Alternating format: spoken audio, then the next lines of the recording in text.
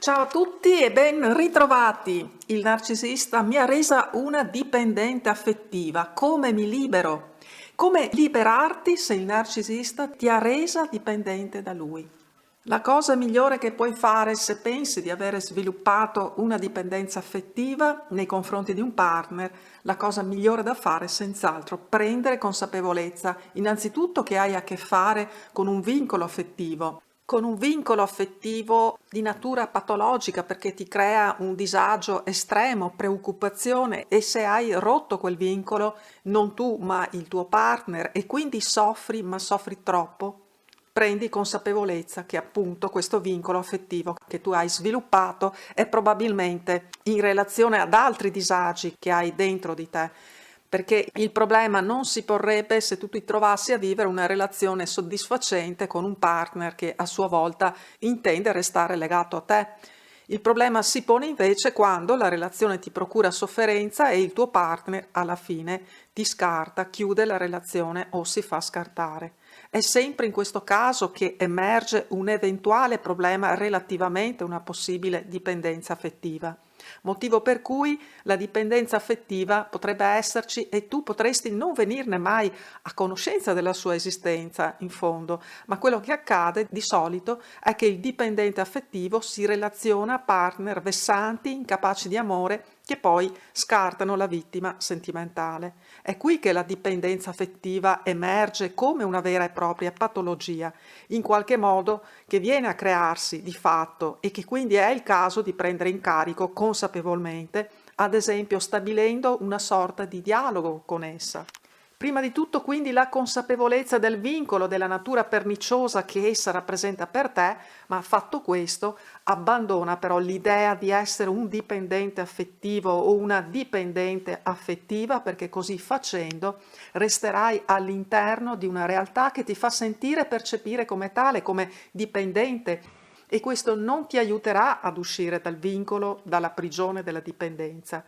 Immaginati quindi come già fuori da questa prigione, libera. MG scrive in un commento: non credo di riuscire a gestire la mia sudditanza nei suoi confronti. Questo mi accade nei momenti di maggiore forza che dico a me stessa che in fondo posso tranquillamente gestire la situazione tossica, perché appunto arrivata ad uno stato di consapevolezza molto alto, mi faccio la scorza, salvo poi ripiombare nell'amore tossico in cui tutto crolla, abbatto le difese e sono completamente disarmata, ho aspettative, lo desidero. Do per scontato che dobbiamo stare insieme e che lui mi voglia. Non riesco, devo assolutamente chiudere, sono talvolta forte e decisa, altre completamente insicura di me stessa. Mi aiuti, lei, la prego. Questo scrive MG. Intanto MG non pensare appunto che tu hai innanzitutto una sudditanza nei suoi confronti e anche che non puoi uscire da questa situazione, anzi pensati proprio come se già questa situazione fosse risolta. Questa che descrive MG è un'altalena di stati d'animo tipica di chi è rimasto incagliato in un vincolo affettivo fatale. A questo punto accogli questi stati d'animo come tali e consentiti anche degli sfoghi. Se senti ad esempio di voler piangere, fallo, è una reazione del tutto fisiologica, ma appena fatto questo, alzati e fai qualcosa, una corsa, una passeggiata, vai in palestra, ascolta della musica, chiama un'amica e parla di cose che ti distraggano. L'importante è che fai qualcosa dopo. C'è da dire che in certi casi per alcuni è veramente necessario arrivare a toccare il fondo per poter risalire dopo.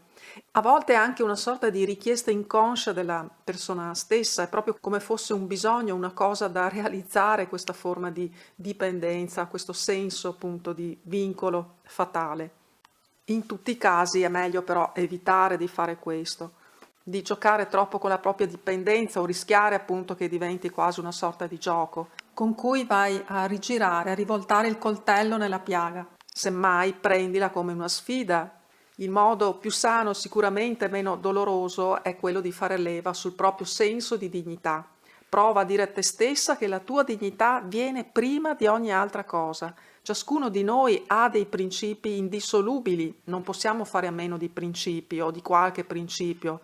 persino una persona malvagia qualche sorta di principio, e quindi metti questo principio, appunto quello in questo caso della tua dignità, tra quei principi, al di sopra di ogni altro principio, e seguilo, fallo tuo.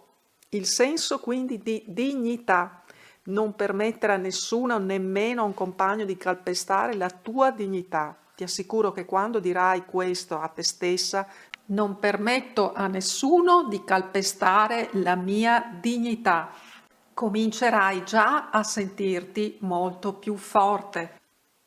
Sempre felice di leggerti, di sapere come la pensi, come stai, ciò che stai vivendo o hai vissuto, di confrontarlo tra noi e di rispondere alle tue domande.